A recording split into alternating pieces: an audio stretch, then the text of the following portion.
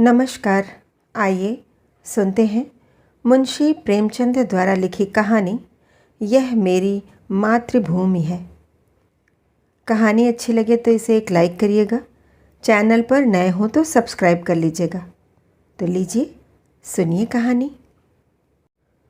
आज पूरे 60 वर्ष के बाद मुझे मातृभूमि, प्यारी मातृभूमि के दर्शन प्राप्त हुए हैं। जिस समय मैं अपने प्यारे देश से विदा हुआ था और भाग्य मुझे पश्चिम की ओर ले चला था, उस समय मैं पूर्ण युवा था। मेरी नसों में नवीन रक्त संचारित हो रहा था। हृदय उमंगों और बड़ी बड़ी आशाओं से भरा हुआ था। मुझे अपने प्यारे भारतवर्ष से किसी अत्याचारी के अत्याचार या न्याय के बलवान हाथों ने नहीं जुदा किया था। अत्याचारी के अत्याचार और कानून की कठोरताएं मुझसे जो चाहे सो करा सकती हैं, मगर मेरी मातृभूमि, प्यारी मातृभूमि मुझसे नहीं छुड़ा सकती। वे मेरी उच्च अभिलाषाएं और बड़े बड़े ऊंचे विचार ही थे जिन्होंने मुझे देश निकाला दिया था। मैंने अमेरिका जाकर वहाँ खूब व्यापार किया और व्यापार से धन भी खूब पैदा किया तथा धन से आनंद भी खूब मनमाने लूटे। सौभाग्य से पत्नी भी ऐसी मिली जो सौंदर्य में अपना सानी आप ही थी। उसकी लावण्यता और सुंदरता की ख्याति तमाम अमेरिका में फैली। उसके हृदय में ऐसे विचार की गुंजाइश भी न थी जिसका संबंध मुझसे न हो। मैं उस पर तन मन से आसक्त था और वह मेरी सर्वस्व थी। मेरे 5 पुत्र थे जो सुंदर, हुष्ट-पुष्ट और ईमानदार थे। उन्होंने व्यापार को और भी चमका दिया था।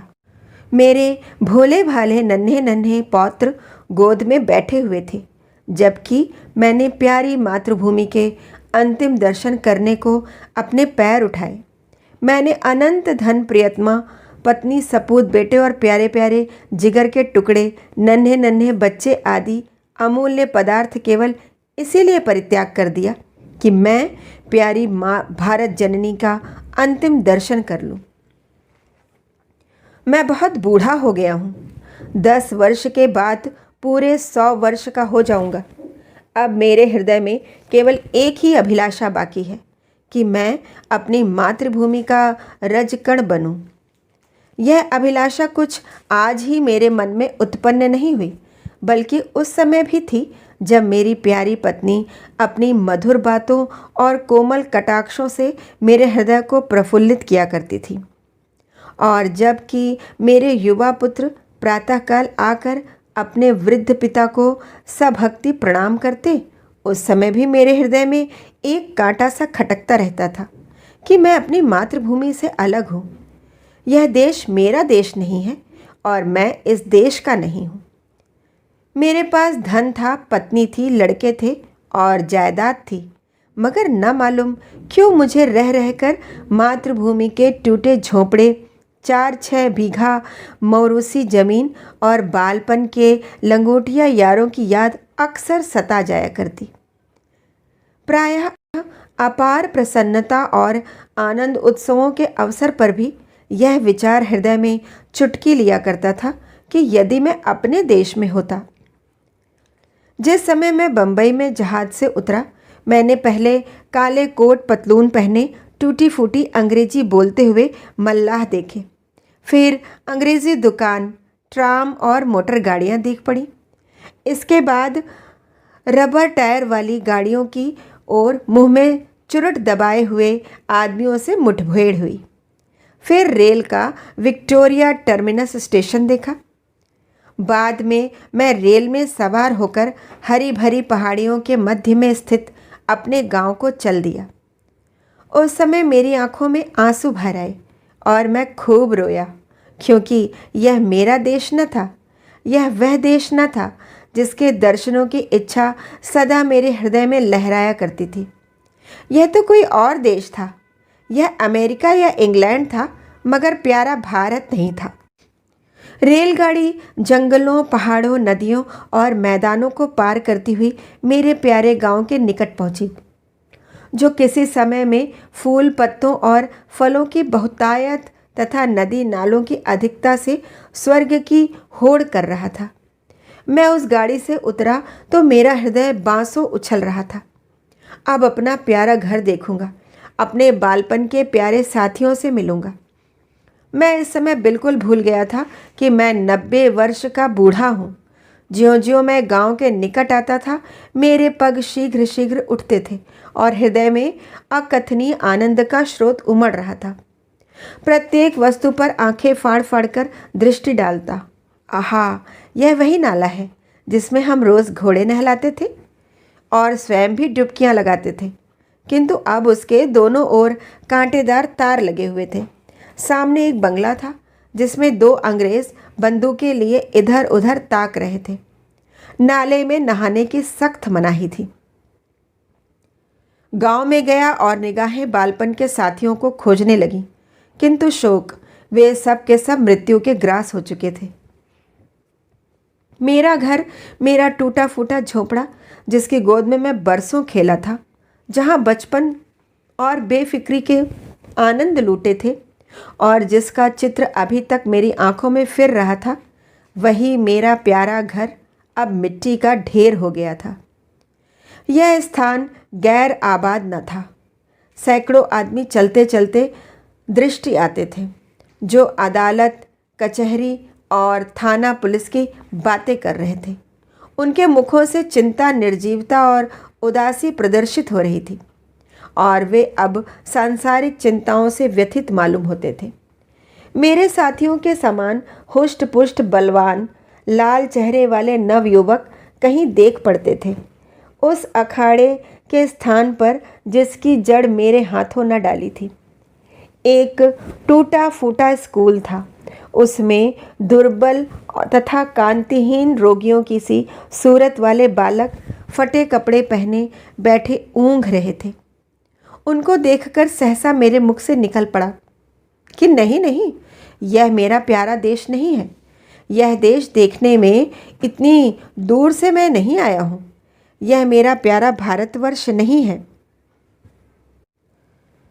बरगद के पेड़ की ओर मैं दौड़ा, जिसकी सुहावनी छाया मैं अपने बचपन के आनंद उड़ाया थे, जो हमारे छुटपन का क्रीड़ा स्थल और युवा अवस्था का सुखप्रद वास स्नान था। आह, इस प्यारे बरगद को देखते हृदय पर एक बड़ा आघात पहुंचा और दिल में महान शोक उत्पन्न हुआ। उसे देखकर ऐसी ऐसी दुखदायक तथा हृदय विदारक स्मृतियां ताजी हो गईं कि घंटों पृथ्वी पर बैठे बैठे मैं आंसू बहाता रहा। हाँ, यही बरगद है जिसके डालों पर चढ़कर मैं फुनगियों तक पहुंचता था, जिसकी जटाएं हमारा झूला थीं और जिसके फल हमें सारे संसार की मिठाइयों से अधिक स्वादिष्ट मालूम होते थे। मेरे गले में बाहें डालकर खेलने वाले लंगोटिया यार, जो कभी रूठते थे कभी मनाते थे, कहाँ गए? हाय, बिना घर बार का मुसाफिर अब क्या अकेला ही हूँ? क्या मेरा कोई भी साथी नहीं? इस बरगद के निकट अब थाना भी था और बरगद के नीचे कोई लाल साफा बांधे बैठा था।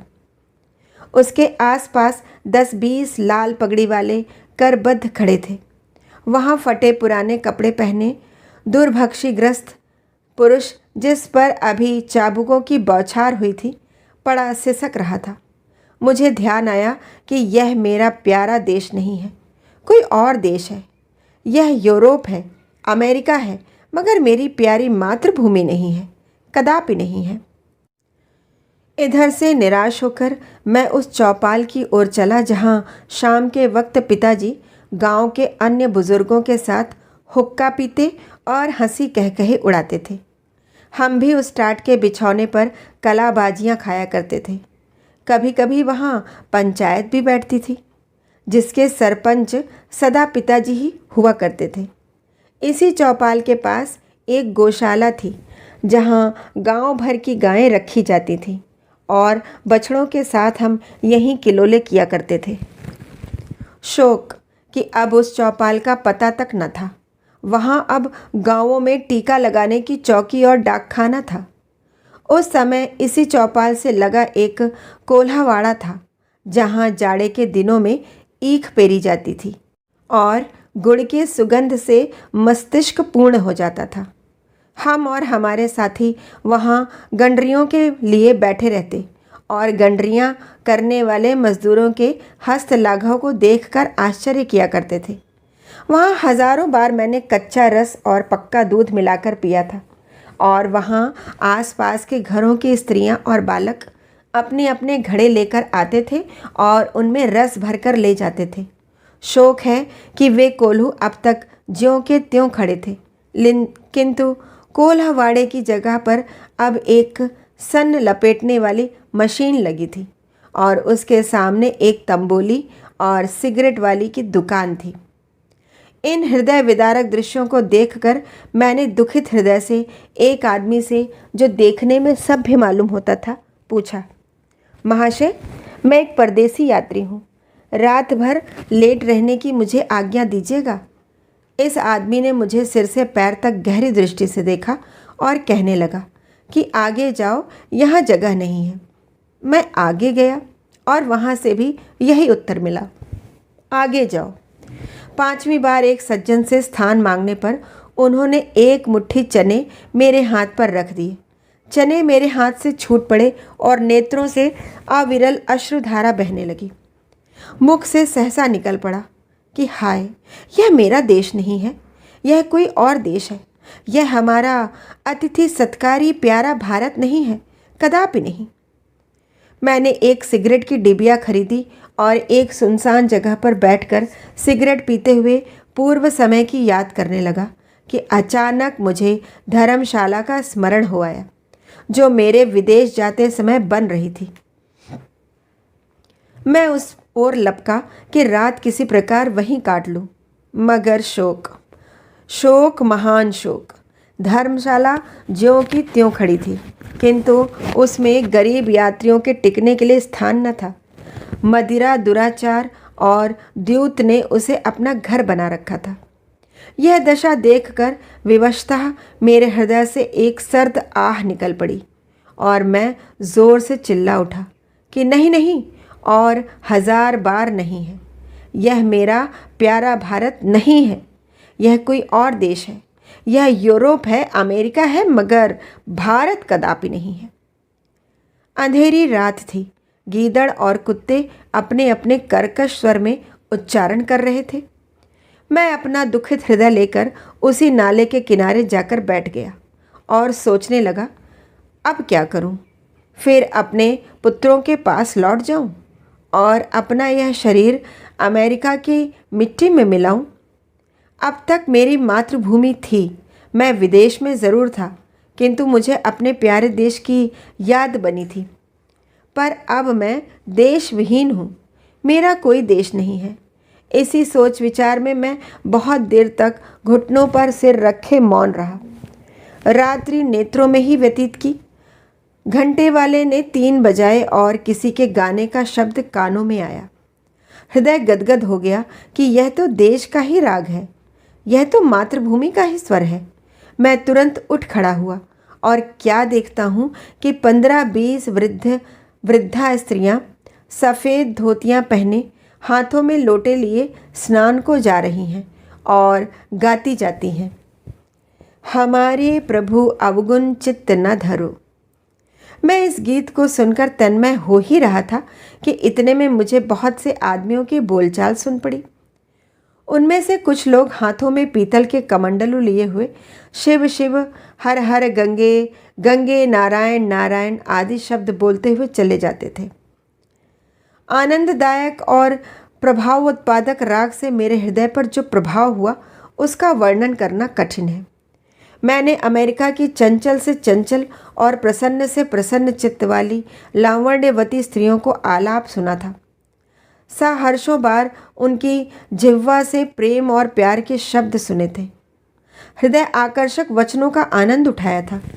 मैंने सुरीले पक्षियों का चहचहाना भी सुना था, किंतु जो आनंद, जो मज़ा और जो सुख मुझे इस राग में आया वह मुझे जीवन में कभी प्राप्त नहीं हुआ था। मैंने खुद गुनगुना कर गाया, हमारे प्रभु अवगुण चित्त न धरो। मेरे हृदय में फिर उत्साह आया कि ये तो मेरे प्यारे देश की ही बातें हैं। आनंद अतिरेक से मेरा हृदय आनंदमय हो गया। मैं भी इन आदमियों के साथ हो लिया और 6 मील तक पहाड़ी मार्ग पार करके उसी नदी के किनारे पहुंचा जिसका नाम पतित पावनी है, जिसकी लहरों में डुबकी लगाना और जिसकी गोद में मरना प्रत्येक हिंदू अपना परम सौभाग्य समझता है। पतित पावनी भागीरथी गंगा मेरे प्यारे गांव से 6-7 मील पर बहती थी। किसी समय में घोड़े पर चढ़कर गंगा माता के दर्शनों की लालसा मेरे हृदय में सदा रहती थी। यहाँ मैंने हजारों मनुष्यों को इस ठंडे पानी में डुबकी लगाते हुए देखा। कुछ लोग बालू पर बैठे गायत्री मंत्र जप रहे थे, कुछ लोग हवन करने में संलग्न थे, कुछ माथे पर तिलक लगा रहे थे और कुछ लोग सास्वर वेद मंत्र पढ़ रहे थे। मेरा हृदय फिर उत्साहित हुआ और मैं जोर से कह उठा, हाँ हाँ, यही मेरा प्यारा देश है, यही मेरी पवित्र मातृभूमि है, यही मेरा सर्वश्रेष्ठ भारत है और इसी के दर्शनों की मेरी इच्छा थी तथा इसी की पवित्र धूलि के कण बनने की मेरी प्रबल अभिलाषा थी। मैं विशेष आनंद में मग्न था। मैंने अपना पुराना कोट और पतलून उतार कर फेंक दिया और गंगा माता की गोद में जा गिरा, जैसे कोई भोला भाला बालक दिन भर निर्दय लोगों के साथ रहने के बाद संध्या को अपनी प्यारी माता की गोद में दौड़कर चला आए और उसकी छाती से चिपट जाए। हाँ, अब मैं अपने देश में हूँ। यह मेरी प्यारी मातृभूमि है, ये लोग मेरे भाई हैं और गंगा मेरी माता है। मैंने ठीक गंगा के किनारे एक छोटी सी कुटी बनवा ली है। अब मुझे सिवा राम नाम जपने के और कोई काम नहीं है।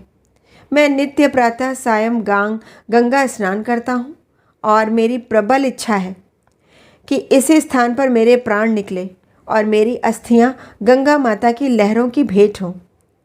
मेरी स्त्री और मेरे पुत्र बार बार बुलाते हैं, मगर अब मैं यह गंगा माता का तट और अपना प्यारा देश छोड़कर वहाँ नहीं जा सकता। अपनी मिट्टी गंगा जी को ही सौंपूंगा। अब संसार की कोई आकांक्षा मुझे इस स्थान से नहीं हटा सकती, क्योंकि यह मेरा प्यारा देश और यही मेरी प्यारी मातृभूमि है।